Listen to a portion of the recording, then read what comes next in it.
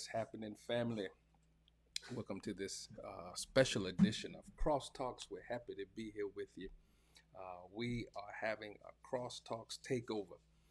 We are taking over the Ecamm Live social media platforms, and we're grateful to them for inviting us, inviting Crosstalks to be a part of this special spotlight that they do, that they've done. And we're just grateful to them for allowing us to be part of this takeover, to be a part of this platform. We're just excited about what's going down, what's happening, and us being a part of this great event. We want you to know that we're just excited to them for giving us this opportunity and for giving us this platform to be able to share with you, our show, what we do here on Crosstalks. And I want to thank each of you for tuning in today. It means a lot to us that we have this platform and that you're tuning in. And I want you to know that if you are tuning in on their YouTube page for every super chat that we get and that you use, they will match the money, and they will send a donation to the Thurgood Marshall College Fund. The Thurgood Marshall College Fund is a wonderful organization that helps underprivileged children ensure that they can have the dream of going to college. And for most of them, they will be first generation college goers and college graduates. And so every time you do a super chat on their page, they will at the end match all the dollars and send a big donation to the Thurgood Marshall College Fund. And so thank you in advance for your donations. Now let's get into it. This is Crosstalks with Antwan Brown. And what I want to be able to do is I want to go back to the genesis of what this platform is and what this platform is all about. When I originally started Crosstalks, it was for the purpose of helping to bridge the gap between secular and spiritual.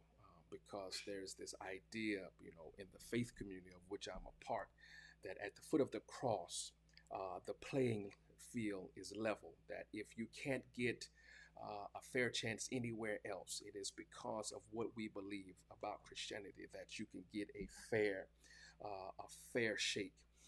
But since that time, it has become more than that for me. I want to kind of give you the genesis of where we are at this point, or where the evolution has taken us. Because when I think about Crosstalks, I thought about a story that I heard. My grandparents, owned a piece of property, and in the back of their property, there was a creek. And that creek was the border for the end of their property. Well, on the other side of their property, there was a white family, and that marked the end of their property. And my mother's and all her siblings would go down and play, and they would stop at the creek. And on the other side of the creek, same thing. The children would come down, and they would stop at the creek, and they would look over across each other, and they would have talk. They would have conversations, or they would talk across the creek. But never did they think to cross over on the other side. Never would they have imagined to cross over on the other side. Good afternoon, Carol. Thank you for being with us. Hey, Maria, thank you for being with us. But never would they have imagined to cross over on the other side of the creek. And I don't know what kept them from going over, but they never did cross over. And a lot of what happened was they kind of wanted to go over, but because of the laws of the day, they never would go over. They wanted to experience the other side of the creek, but they never would, because there was this fear, number one, of what would happen on the other side of the creek. There was this fear of what is located on the other side of the creek. What does it feel like on the other side of the creek? And really, all they ever needed to do was build a bridge to get them over on the other side. And it reminds me much of what's happening today, because a lot of the talk that we're having, even with when we look at, the name of the show is Crosstalks, but it's really a misnomer, because when you're talking, it's almost like there's a person that's in center stage and everybody else is listening, and there's never any dialogue, and there's never any conversation. And so what I really want us to be able to do with Crosstalks is have some cross conversation. I want everybody to be able to have a voice. I want everybody to be able to come to talk so that we can move further than where we are. When we look at our current context, when we look at where we are at this place in history right now, at this moment in our culture, there's a lot of talking going on, but there's not any dialogue. There's no conversation. And what's happening is people are talking over each other. People are talking under each other. People are talking, around each other. But there's never any conversation across the table to each other. There's really no dialogue that's going on. And so, what I wanted Crosstalks to be able to do is I wanted us to be able to figure out what is it that's keeping us from crossing over on the creek. What are our apprehensions about going over across the creek? For them, there was the laws that kept them. Not nobody was watching them. Nobody would have reported that they had crossed over, but the laws of the day kept them in on their respective sides of the creek. And can you imagine the friendships that they missed out on, the relationships that they missed out on, just because they would not cross the other side of this creek? And for many of us, when we are in when we are in this environment where we are right now, much of what's keeping us from that's keeping us on our side of the creek, it's nuanced. There's a lot of stuff that's keeping us. And so today I wanted to kind of talk to us and figure out what is that thing and I want you to talk to me. Put your comments in there, but I want you to talk to me. What is this thing that's keeping us from going across on the other side of the creek? What's preventing us from venturing from where we are? Because there's something that when we look across on the other side of the creek, we can see the other side, but for some reason we never think that all I need to do is build this bridge to get us across. We seem to never want to get past where we are. And so I intended for Crosstalks to be that thing. And again, it's a misnomer because I don't really want us to have crosstalk. I want us to have cross conversation, because the only way that we're going to get past where we are right now is we've got to start having dialogue. We've got to start talking about, our issues. And so for just a few minutes, I want us to examine and look at what's keeping us from going over on the other side. What's the apprehensions? What is it that I'm fearing? And really, for me, as I'm talking to you all through this, the question for me even becomes, do I want to go across? Do I want to be on the other side? What advantages do I have if I go over on the other side? And is there anything really for me over there? And so when we look at this, a lot of what we are experiencing in our culture, in our time, is there's a lot of talk, like I said, talking over each other, talking around each other, talking under each other. It's just like when I think about my mother and her siblings and the other kids that are at that creek. A lot of times they couldn't hear what was being said across the creek because the creek was flowing with water, and it got loud as it got, fuller with water. And so sometimes with us, what's happening is the cacophony of noise keeps us from hearing each other, keeps us from really listening to each other, keeps us from really having dialogue. Because at the end of the day, I want my point to be understood. I want my point to be expressed, and that's not fair in a conversations. That's not fair in dialogue, because the only thing that I'm concerned about at that moment is me getting my point across, you hearing me, you hearing what I have to say. And so when we're having conversation, it's going to require that I sit back, I listen, and I try to place myself in the position of another person. I want to make this very clear as we are talking about this moment right now, as it relates to where we are in our history with the George Floyd, Breonna Taylor, Ahmaud Arbery, and the Black Lives Matter movement. Not so much the organization as much as the movement. While I want to invite you to the table, to listen and to hear so that we can bridge this gap, so that we can build a bridge over this creek. I want it to be very clear that while you can step over on the other side, you will never fully understand what it's like to live on the other side, because there's a difference between living on the other side and just visiting the other side. You see, because what happens is it's easy for me to visit the other side, and when I get tired of visiting the other side, then guess what? I can go back to my own world. I can go back to I can go back to another place. I can go back to somewhere else. And what happens is, I get to this point where I don't want to be a part of that anymore. And so at the point that I get tired, then I go back over on my side of the creek.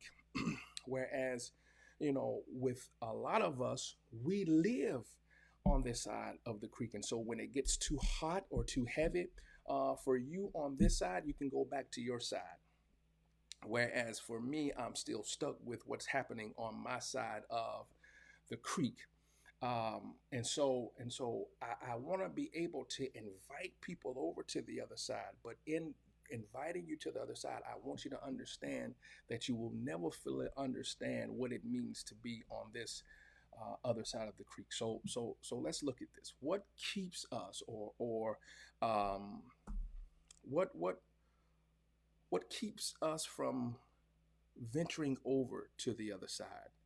And we can look at this from our personal views or to stuff that's happening in the world. Like I told you, with my mother and her siblings, the thing that kept them from venturing over was the laws of the land. They couldn't be friends, if you will, with white children. White children couldn't be friends with black children. I mean, for goodness sake, they didn't even go to the same schools.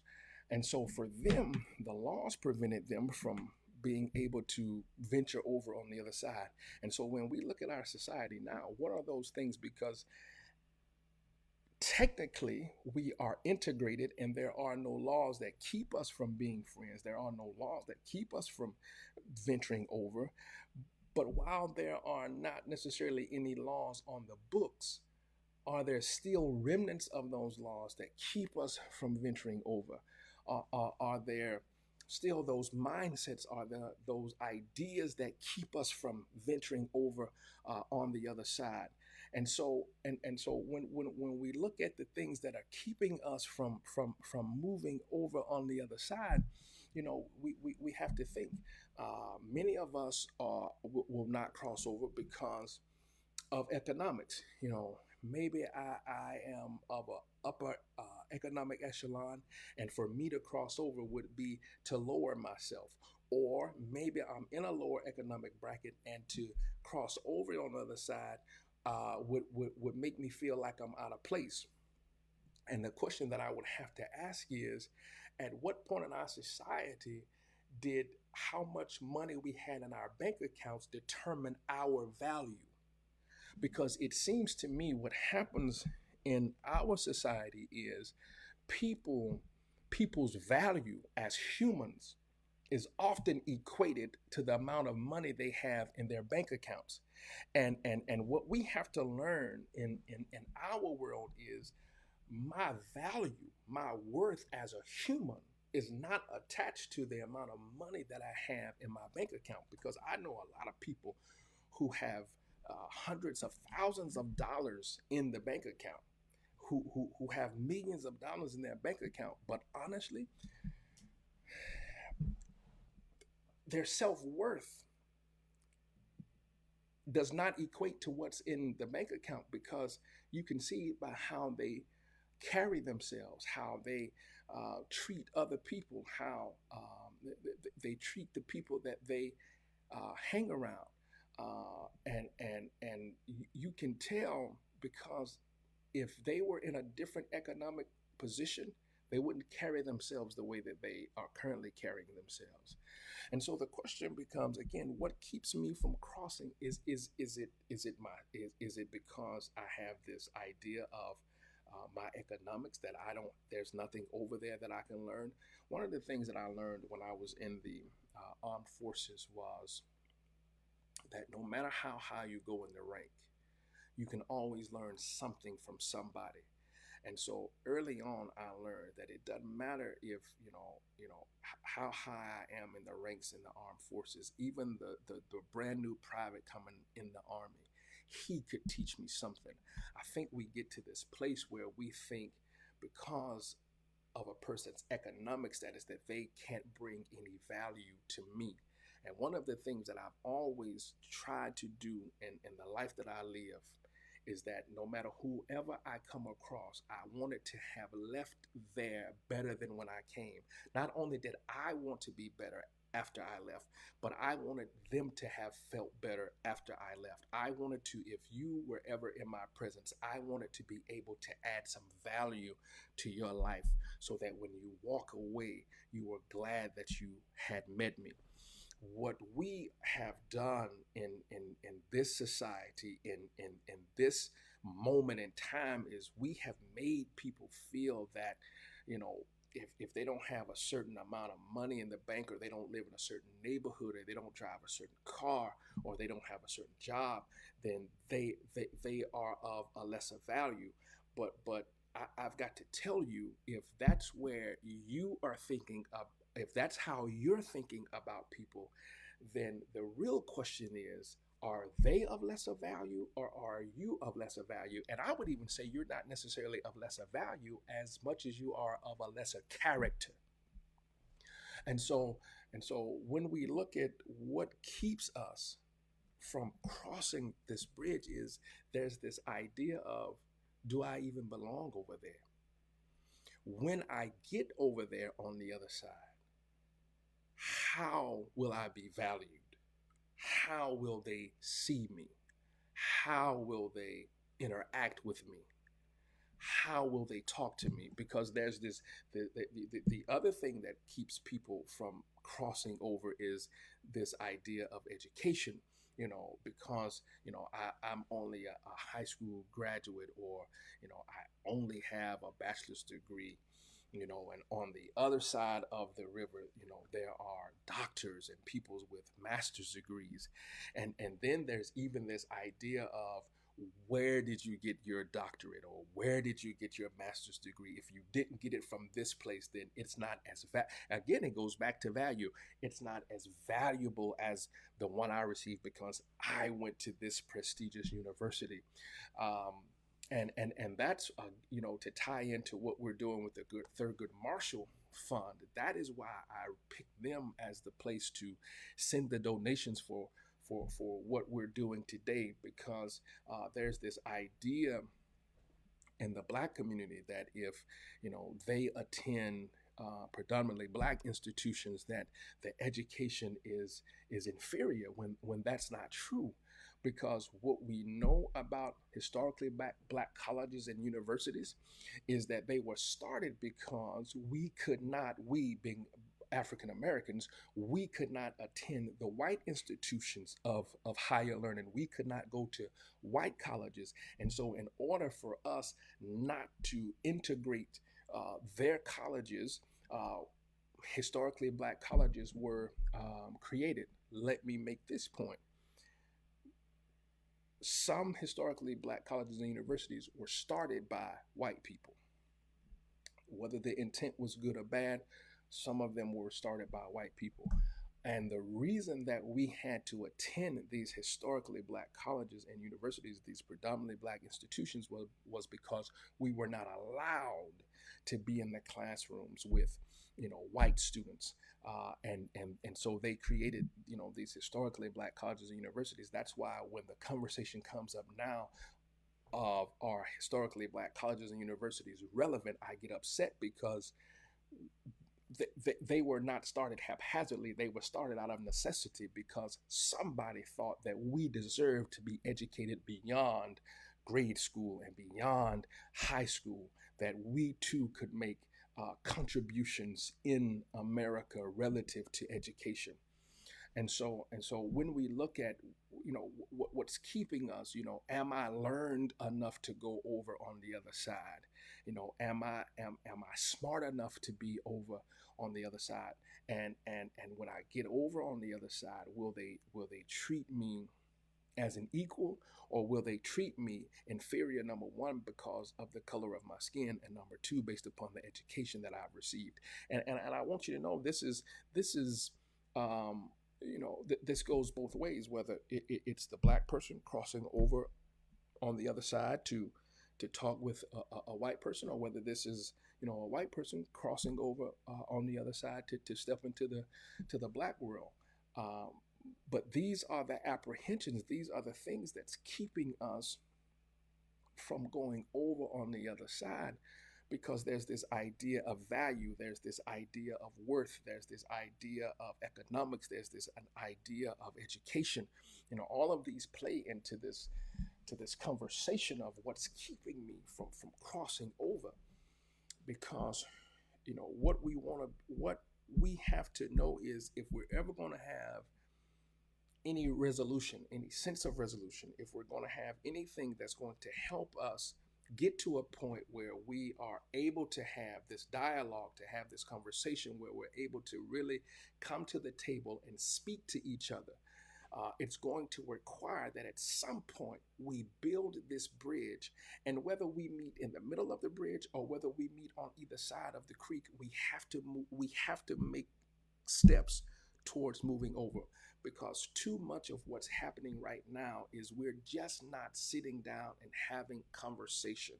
We're too busy being stuck in our own worlds and not really trying to venture out into to the other world. And so there are these apprehensions that come with us crossing over.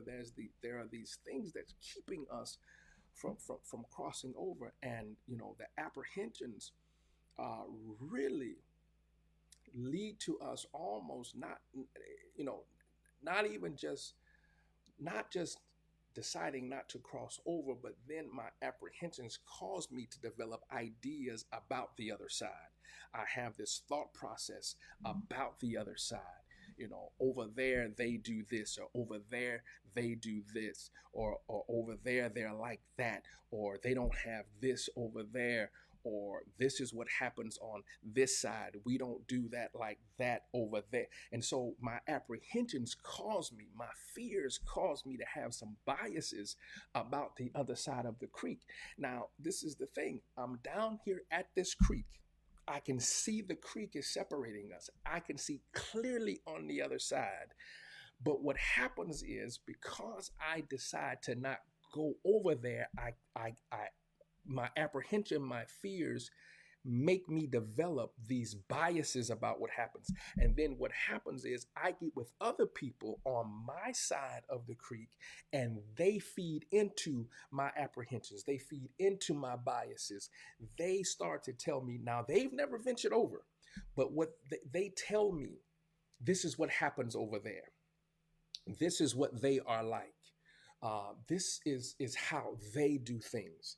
And so neither of us have had the courage enough to even go. And I can see clear. I want this to be apparent. I can see clearly across the creek. I can see what you're saying to me does not. I can see what you're saying to me does not match with what I'm seeing happen over there. But a lot of times, instead of me believing what I'm seeing, I'll believe what I hear. And because I would rather believe what I hear than what I see, because I want to believe that about them.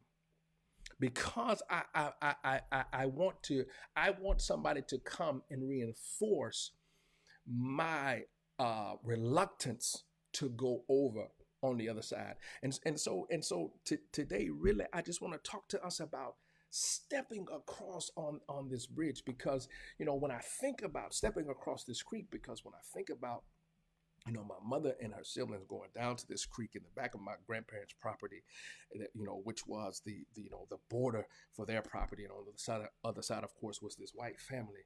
That when I think about them at this creek bed, and these white children at this creek bed, the only thing they ever needed to do was place a plank across, a 2x4, something, and they could have just walked across and been over in the other side of the creek.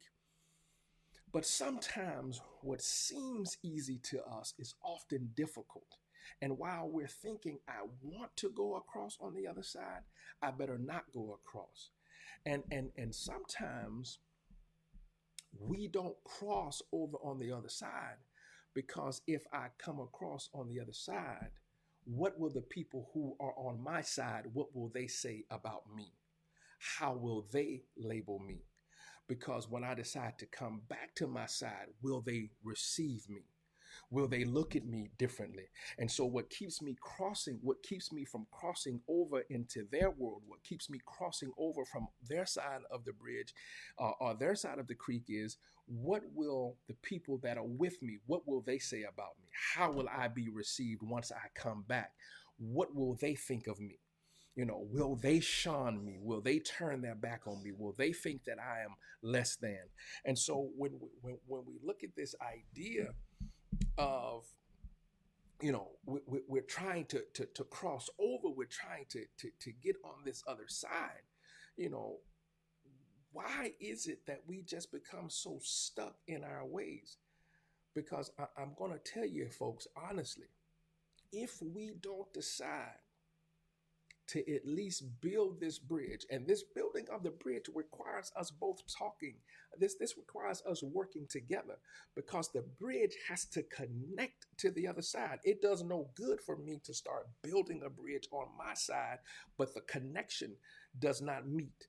What good is it for me to have half a bridge that stops at my side with the intent of me crossing over, but yet the other end is not built?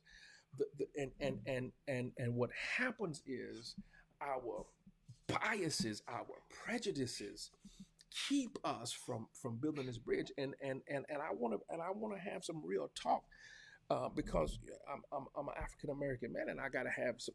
I gotta talk honestly and be honest about this thing. This is what we do on Crosstalks. We have real candid conversation. The problem with building the bridge on the African American side is that there's this idea that when we decide that we want to build the bridge to connect to the other side, the tools that we need will be taken away from us. The tools that we need to build the bridge will be on the other side. And while they could easily hand us or toss the tools over to us on our side so that we can start to construct the bridge, they will keep the tools and then say, well, we tried to build the bridge, but they wouldn't commit, or they were too lazy to help build the bridge, or they didn't want to build the bridge. Well, how in the world can I build the bridge if you've got all the tools? Do you really want to build the bridge? Or do you want to have conversation? Or do you want to talk that we're willing to build a bridge and never do any follow-up? I'm thinking about an incident out in Oklahoma that happened at a church, and what bothers me is it's in my faith community, and the preacher decides that he's going to talk to his congregation, and he talks about abortion and how high it is in the Black community, and how George Floyd is this gangster, he's this thug, he's this criminal. And the reason that he felt comfortable having that conversation is because there had to be an idea that this was a safe place to have that conversation. This was a safe place where I can talk about this because everybody that's listening to me is going to agree with me. And so he has this conversation, and without even looking at history, looking at facts, looking at numbers, because what I know is the same people that will champion or talk out against abortion in the Black community, they are the same ones that will yell, "All lives matter." But in their yelling, "All lives matter," because they're talking about how abortion is high in the black community, when that same black child is born, they don't want to help the mother, the single mother, care for this child, because they will tell her, "Don't have an abortion." And they will talk about how high abortion is in the black community. But when this black child comes into the world and this mother has to go on public assistance to be able to care for this child, then they will label her as a welfare queen. So the question becomes, when you keep yelling "all lives matter," is that true? Because while your mouth says that, your actions say different. And what we're trying to help you understand is, we hear this whole "all lives matter," but all lives cannot matter until black lives matter. And you having a discussion about abortion because you don't want her to kill this fetus. And hear me very well. I don't promote abortion. I don't condone abortion. But what I'm trying to say to my counterparts, to my white friends, is you cannot rail against abortion. And when this black mother has this black child, then you leave her to her own to figure it out. Now, if you believe that this child is important, this child is not only important in the womb, but this child is also important after birth. Because see, if you're gonna get on this mantra of you're pro-life, then I need you to be pro-life in all forms. But what really is happening is you all are not pro-life, you're pro-birth. You want her to have this child, because after this child is born, then you throw your hands up and then you'll say stuff like, "You need to stop having all of these children." Like some disgusting post I read the other day of some woman, "Y'all stop having all of these children like rabbits, stop breeding." See, even that is coded white supremacist language. Stop breeding. We're not animals, we're humans. And so if we're going to have this conversation, let's really have this conversation. I'm all about us stepping across, but don't keep the tools, don't hide the tools that's going to help me to build this bridge. I'm all about coming into your world. I'm all about you coming into my world. But in order for us to build this bridge, I have to work on my side and you have to work on your side, so that we can build a connector, so we can step into each other's world. But what is happening is there's a lot of cross conversation going on. And while it all sounds good, while it all sounds nice, it's not really what you mean. And so I want us to understand that it's good for us to have this conversation. It's good for us to have this dialogue. But not only do we need this dialogue, we need to have this we need to have some follow-up. Because I'm talking about us building a bridge so that we can come together and have some conversation.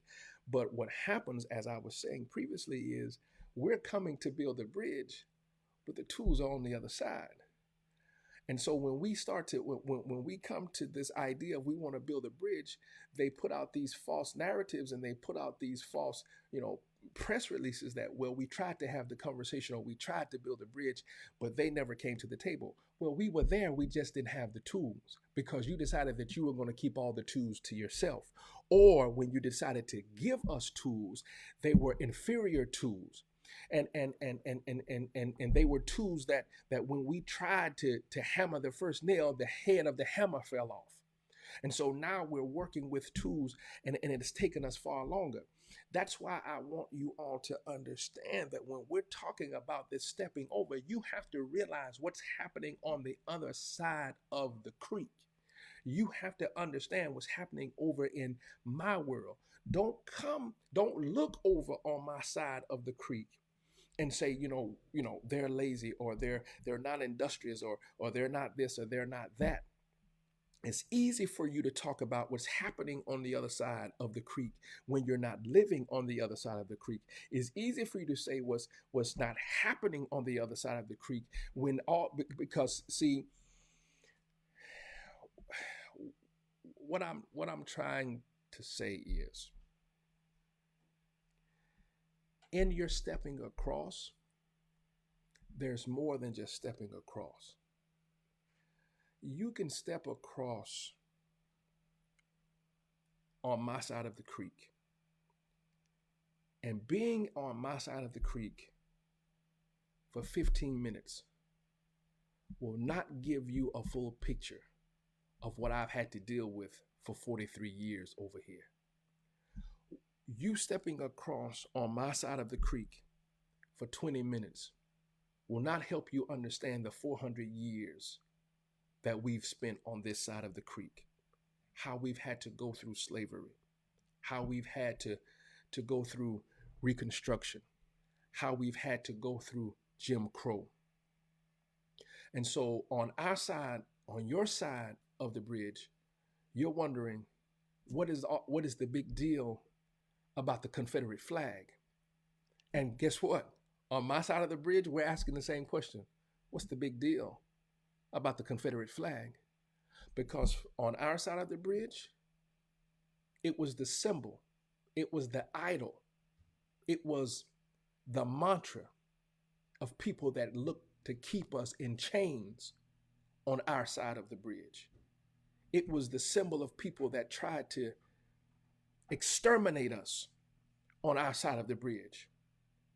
And so when you don't understand this cloth that you're holding up as a banner for our side of the bridge, and let me say it like this. When I was in the military, I had a friend, a good friend. His last name, I even remember his last name, and I don't know if he's listening. I don't even know where he is now. His last name is Franson, and Franson and I were close because we were both from Georgia. I grew up in rural South Georgia. He grew up in North Georgia, around the Atlanta area. And Franson was a country boy. I'm a country boy. And there was a conversation that we were having, one day. And the question was asked as to me, Brown, as good of friends as you and Franson are, would you visit his home? The answer was yes, I would visit his home. And then the caveat was put in, if Franson had a Confederate flag flying outside of his house, would you visit his home? The answer is no.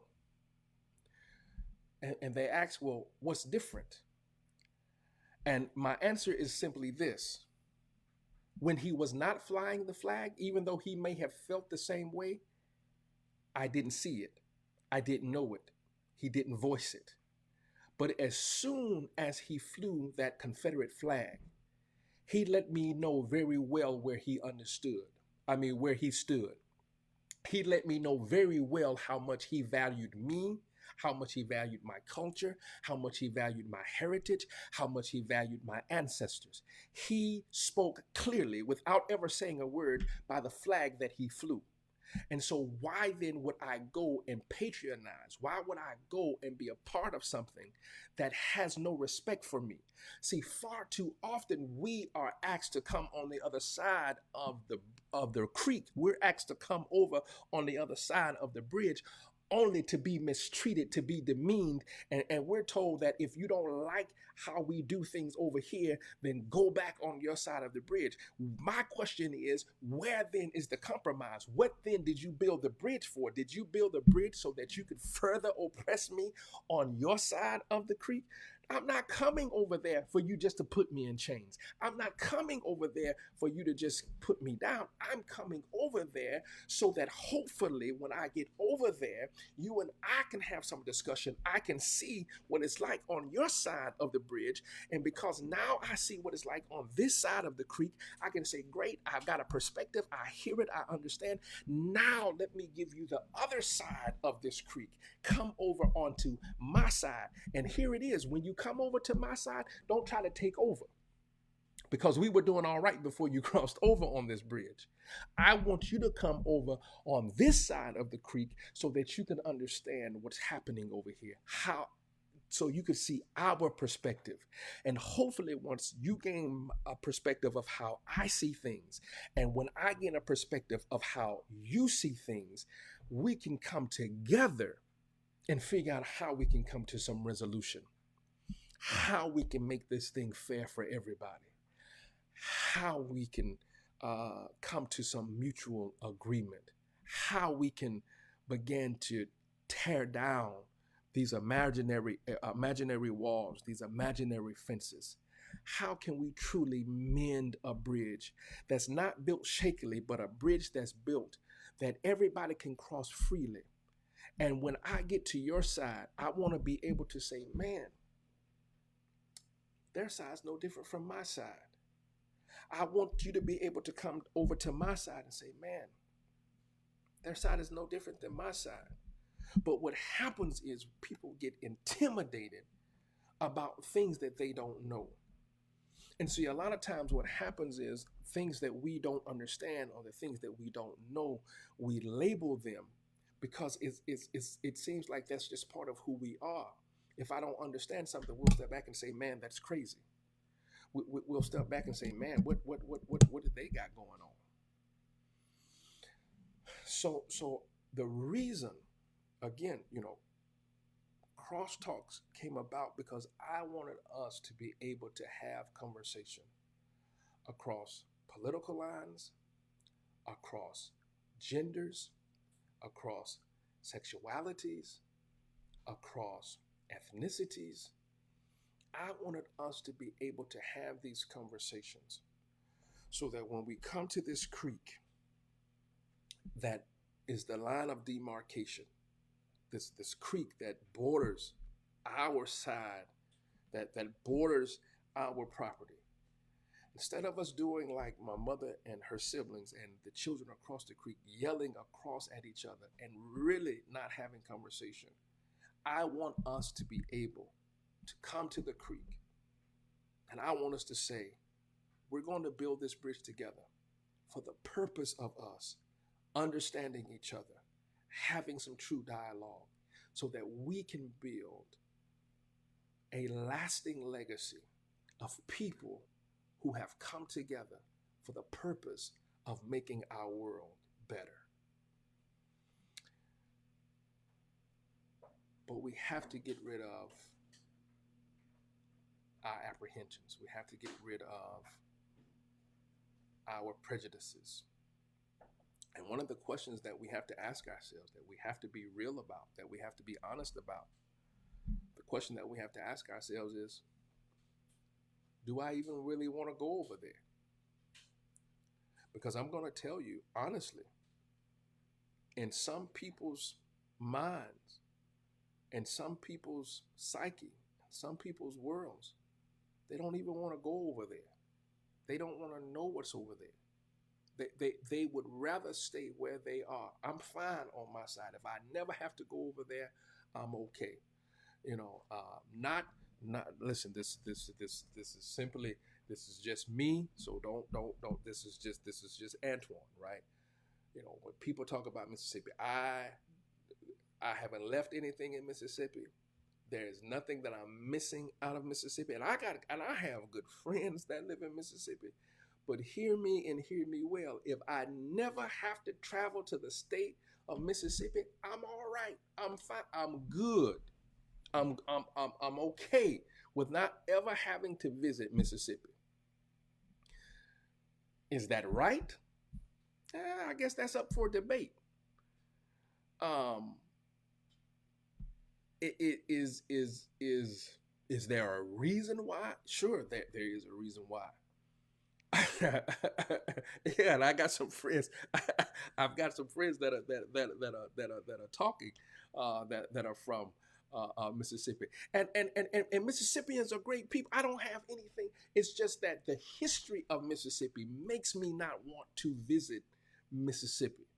And I think that the people, the African American people that have grown up in, they are some of the most resilient people. They are people that I cannot, for whatever reason, understand how strong they are. But I just don't.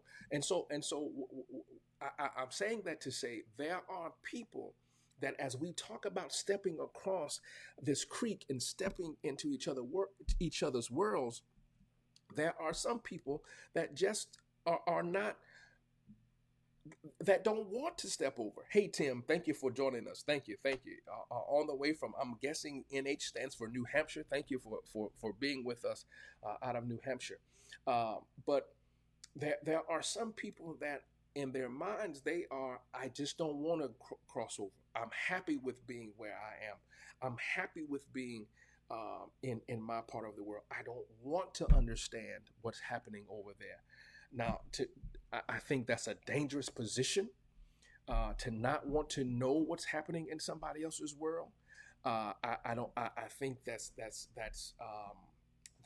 ignorance at its highest, to not want to cross over. But some people don't want to cross over because they understand, in order for me to step across this bridge, there's going to require some work. And everybody does not want to do the work that's involved, because me leaving here to go across there requires that I have to become uncomfortable, and I'm not willing to be uncomfortable. Playing it safe keeps you comfortable. Taking risks puts you in an uncomfortable position. Growth puts you in an uncomfortable position.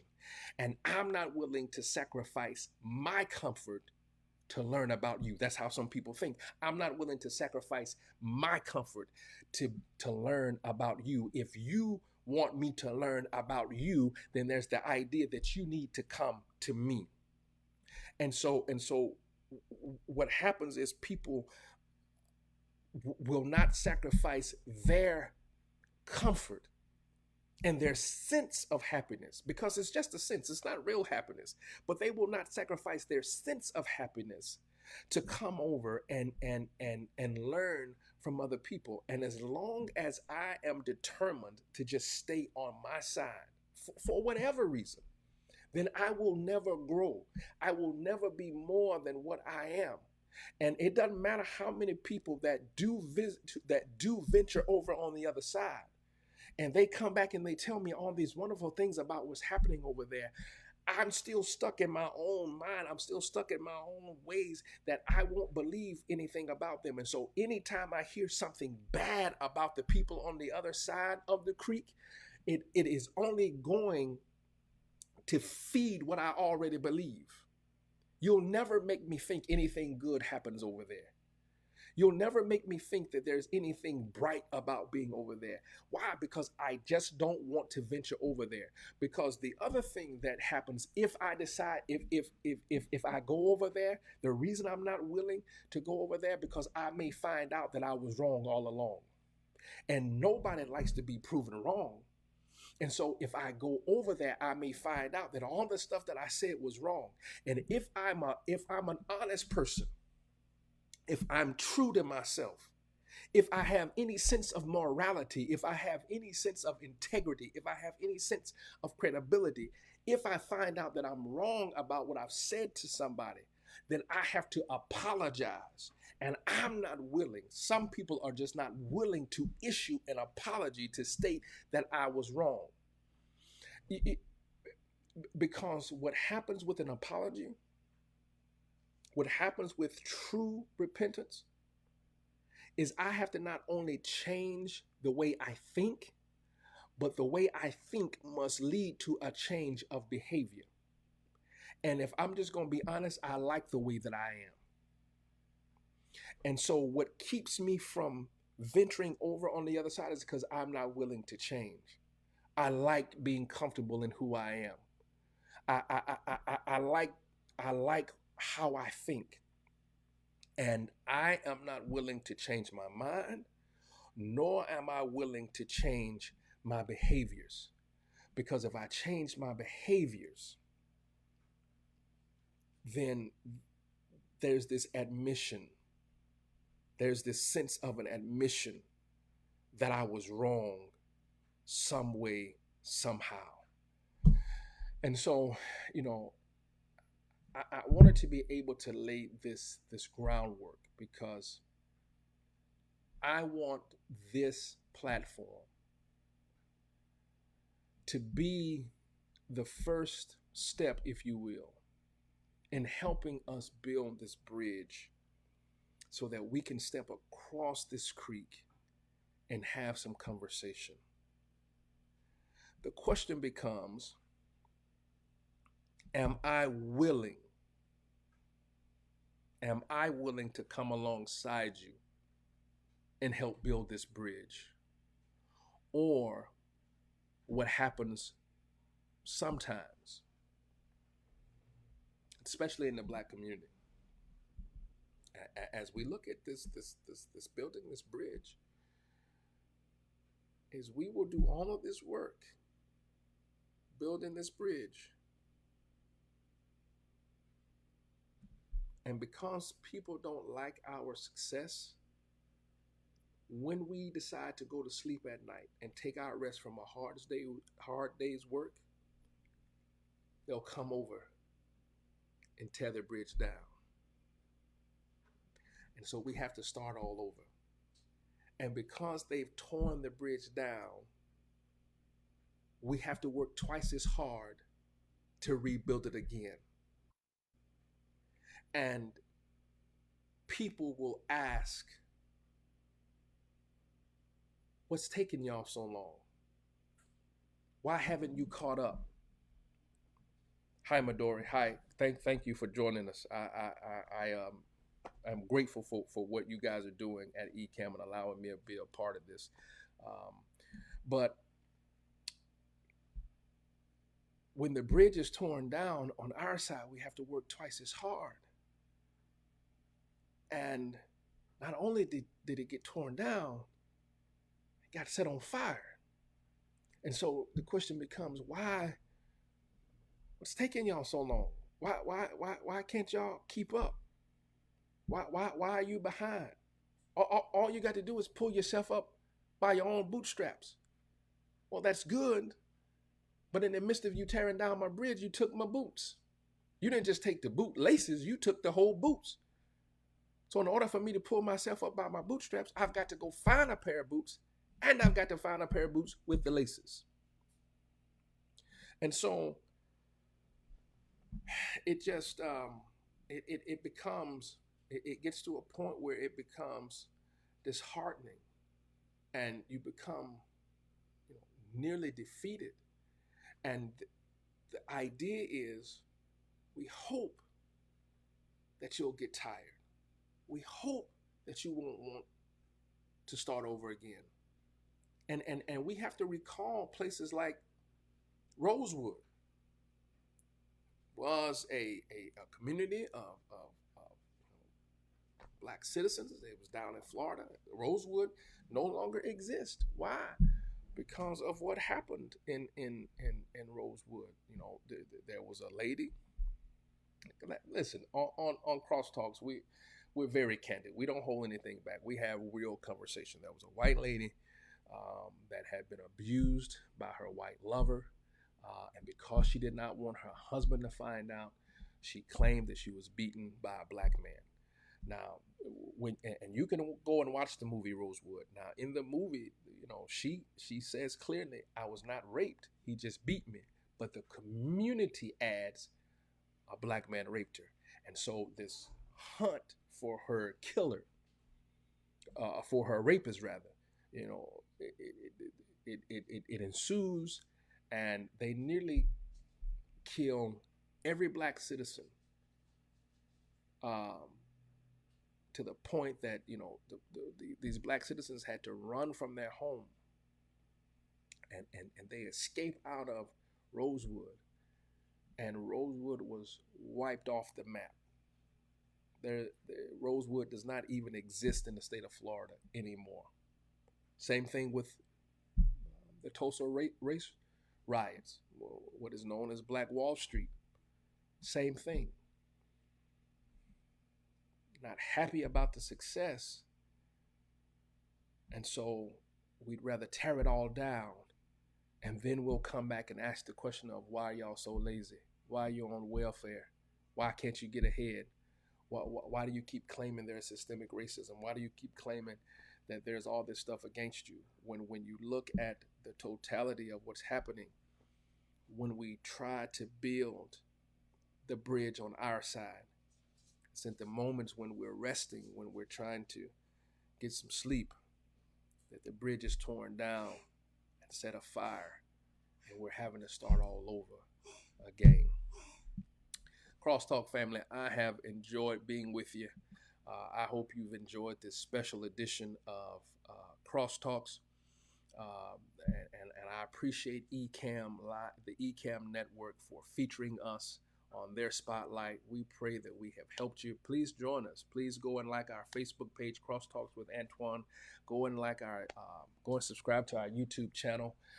We do this normally on Fridays at 6:30. We'll be back again this Friday at 6:30, where we will continue the conversation. We hope you'll join us. We have enjoyed you. We thank you for being with us. We pray that in some small way that we have helped you to try to help cross this bridge, how to build this bridge as we cross over to the other side. Thank you, and we look forward to seeing you all again this Friday, 6:30, Crosstalks with Antwan. God bless.